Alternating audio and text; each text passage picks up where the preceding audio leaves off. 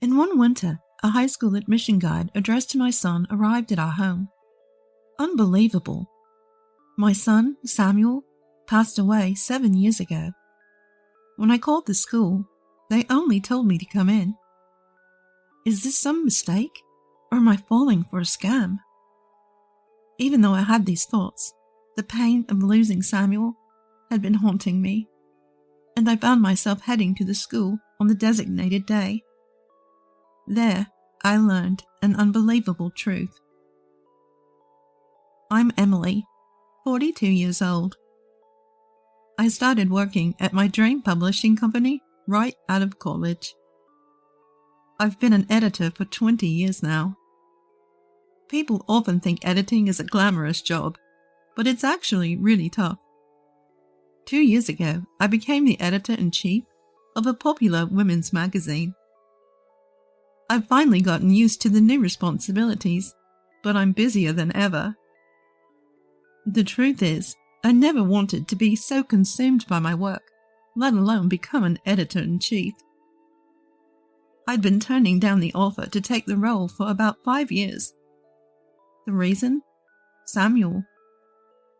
I've always longed for a family. I didn't have the best upbringing and spent a lonely childhood. I was envious of my friends whose parents were home on weekends, sharing meals and playtime. I knew from a young age that I wouldn't have that with my own parents. I'd eat dinner alone in the living room, placing stuffed animals on chairs to keep me company. I vowed that when I had my own family, I'd spend lots of time with my kids. I wanted to have meals together every day and go out on weekends. I couldn't wait to start my own family. I finally did at 26. My husband Benjamin was a busy sales executive, but we had a child soon after getting married, and we became a family of 3 within a year. I loved my job as an editor, but what I wanted most was to spend joyful times with my family. But those joyful times hardly ever came. Samuel was frail from birth and had multiple chronic conditions.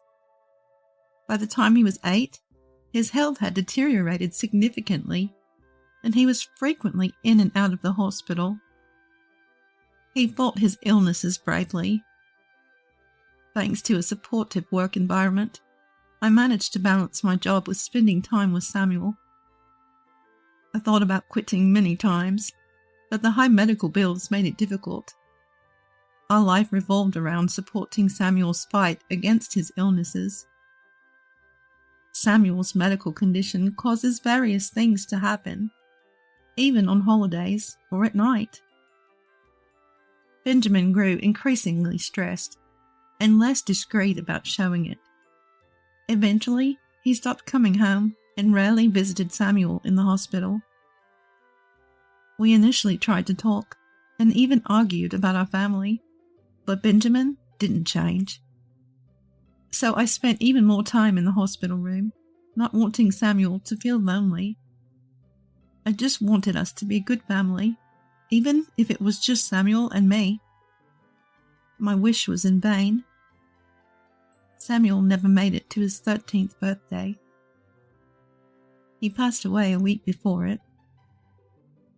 He had said he wanted to eat a chocolate-loaded birthday cake with both Mom and Dad. But neither the cake I'd ordered nor Benjamin ever made it to his hospital room. I was the only one there for Samuel's last moments, and I alone prepared for his funeral.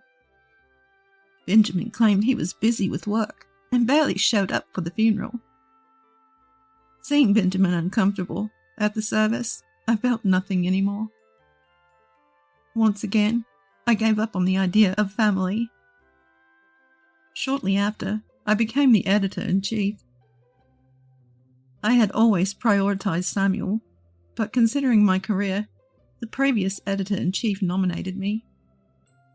To be honest, I never had any interest in climbing the career ladder. Family was my top priority. But now, my beloved Samuel was gone, and my husband hardly ever came home. I had no family left to prioritize, I threw myself into my work to escape the sorrow and loneliness of losing Samuel. I visited Samuel's grave often, but when Benjamin found out, he just sighed heavily. Still, I continued to place flowers on Samuel's grave. Sometimes I'd find fresh flowers there, and I thought maybe Benjamin had been visiting secretly, but I never asked him directly. 3 years passed in a blur of work.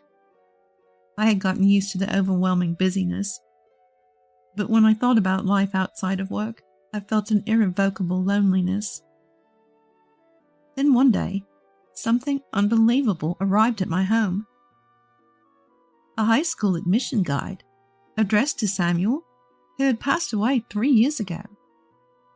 I knew this couldn't be possible, but if Samuel were alive, he'd be 15 now, the age to enter high school. I couldn't help but feel as if Samuel were still alive, even though I knew he wasn't. I immediately called the school. A clerk answered. "Excuse me, I received a high school admission guide addressed to Samuel, but..." "Congratulations on this occasion." "No, Samuel passed away 3 years ago." "What? Oh, please hold on a moment." The line switched to hold music after I heard a voice that sounded like someone recalling something. After a while, a different woman, who said she was a teacher at the school, came on the line. I explained the situation again, suggesting it might be a mistake. She then asked me to come in for a pre-admission meeting. Strangely, she also confirmed my name, which I hadn't mentioned. Wait, did I say my name? Then she said something unbelievable. "Your son is waiting for you." At first, I was suspicious and didn't understand, but she kept insisting over the phone.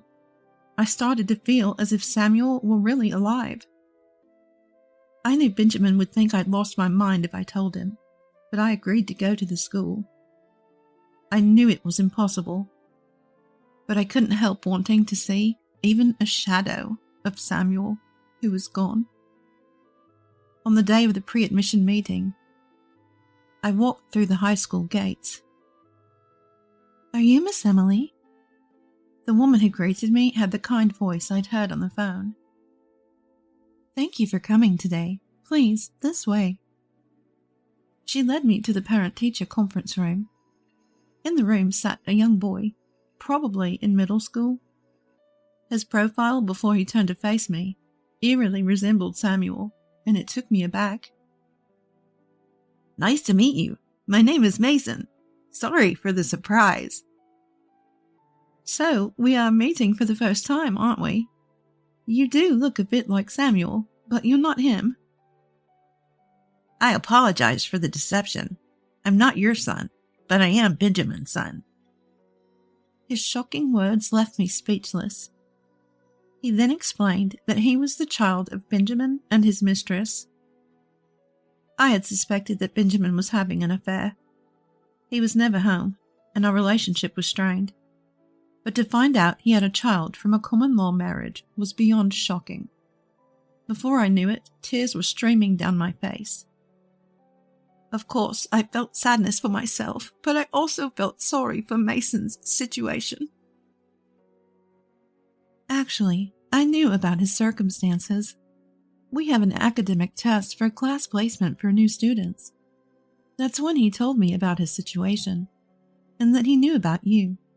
He asked me to invite you here. The teacher deeply apologized, but I had no intention of blaming her. Thank you for caring for him. I already felt like he was a son to me. Afterward, Mason and I moved to a nearby park to talk more. He detailed his life circumstances. His mom, Ava, was a colleague of Benjamin's. They were in a common-law marriage and hadn't officially tied the knot. He was an unplanned child, and both parents considered him a burden. He found out about me by secretly checking Benjamin's phone. "I wanted to know what kind of person you were, so I followed you and saw you at the grave. I learned I had a brother." I asked, suspecting the answer, and it turned out that the unfamiliar bouquets occasionally placed at Samuel's grave were from him. The shock that it wasn't Benjamin was overtaken by my gratitude and affection for Mason. Thank you so much. I didn't know anything about him, so all I could think to do was leave flowers. Your brother was a very kind boy, just like you. I wish I had a brother. It would have been fun. Mason then shared his current family situation. His mom, Ava, was education-focused and had strictly made him study, but he hadn't achieved any special grades. Since then, he felt mostly neglected. Neither his dad nor mom ever attended school events, and there was hardly any conversation at home. Even meals were not prepared for him. It was clear he was starved for parental love. Yet Mason seemed to me like a straight arrow, kind young man despite it all. I can't ask you to be my mom, but I'd like you to attend the orientation for incoming students in place of my mom. I'll, of course, thank you for it. And if you want to get back at Dad and Mom, I'll help. I decided to take revenge, not just for my own bitterness, but also for the hardships Mason had endured. Mason already had several pieces of incriminating evidence, and we decided to confront them with it. I waited at the house where Mason lived, timed to their return from a trip. Both Benjamin and Ava were visibly shocked when they saw me. I slammed down the evidence Mason had given me and calmly demanded a divorce and compensation. In a panic, Benjamin pleaded, I have no intention of marrying her. I don't need an underachiever like him either, so drop the divorce and the compensation claim. My anger exploded when Mason was called an underachiever, and before I knew it, I was pounding the table. I don't need a person who neglects their own child. Shortly after, a representative from Child Protective Services, whom Mason and I prearranged, arrived. Mason explained his situation. Benjamin and Ava were thoroughly blamed, but had nothing to say in their defense. Later, I received the compensation I had demanded from Benjamin. Not only did Mason declare he never wanted to see Benjamin again, but Benjamin's parents also disowned him when they learned of the situation. Rumors about what Benjamin had done to Mason eventually spread to his workplace. And with the compensation he had to pay me, he seemed to be struggling financially. Mason chose to be taken into care by Child Protective Services, saying they were better than Ava. Benjamin's parents, who were genuinely kind and decent people, offered to become Mason's guardians, and I gladly agreed. Of course, I attended Mason's orientation for incoming students as promised. Seeing Mason with his new backpack, smiling, filled me with warmth, as if I were watching my own son. At orientation for incoming students, the teacher who let me meet Mason approached me. The teacher was happy to have me there.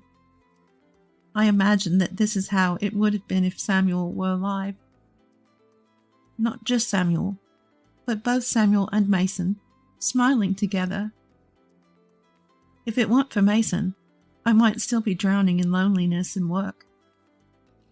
Mason, congratulations! Thank you so much for coming. Thank you for finding me. We celebrated the day as if we were a real family. I have a gift for your enrollment. I told him I planned to use the compensation from Benjamin for his college expenses and encouraged him to enjoy high school life. I wanted Mason to find what he loves and pursue it wholeheartedly, making up for what Samuel couldn't do. Hearing this, Mason cried tears of joy. Despite everything, I've continued to interact with Mason after the orientation. I think of him as another Samuel, growing up and becoming more mature. Mason seems to consider me as his new family, and we often go out to eat together, sharing stories and concerns about his recent school life. Mason wants to become a teacher. The teacher who helped us meet is still actively helping students with their problems. He wants to be a teacher who can genuinely assist students in what they need, he said. I've decided to help Mason achieve his dream in any way I can. I may not be his mom, but I want to help Mason live a happy life, making up for what Samuel couldn't have. We're often mistaken for a real family, and I find that delightful. I now know that family doesn't have to be bound